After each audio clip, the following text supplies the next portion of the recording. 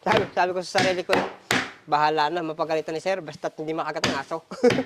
Ito yung pinapakain namin sa aso. Ito ay beef and chicken. Yan, pure na pure yan. Sariwang sariwa.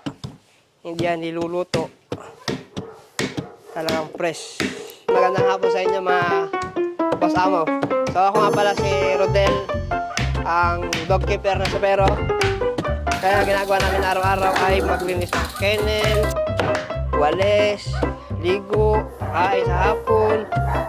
Tapos yan, pagkapakain sa hapon, sasara yung kennel. Uwi na.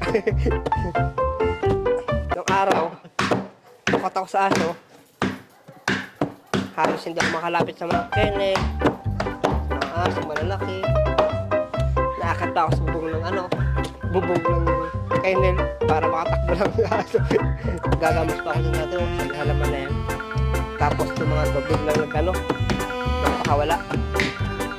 Sino ba yung nakawala mo? Si si Lucy, at saka si Biel. Nakita ko dyan, Nung nakita ko dyan, ang turgado ako dun sa taas ng kennel.